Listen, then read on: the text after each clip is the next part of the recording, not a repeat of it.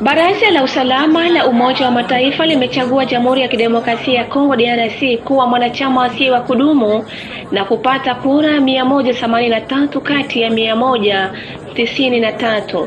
Jamhuri ya Kidemokrasia ya Kongo ilichaguliwa Jumanne hii Juni 3 mjini New York, Marekani kuwa mwanachama asiye wa kudumu wa Baraza la Usalama la Umoja wa Mataifa kwa muhula 2026-2027. DRC ilifikisha hili kwa kupata jumla ya kura 183.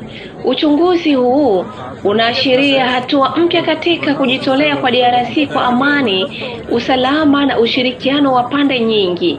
Nchi hii ina nia ya kuwa na jukumu kubwa katika majadiliano kuhusu changamoto za usalama barani Afrika, huku ikiunga mkono juhudi za kuleta mageuzi katika mfumo wa kimataifa katika hali ya mazungumzo, mshikamano na uwajibikaji wa pamoja. DRC sio mpya kwa chombo hiki.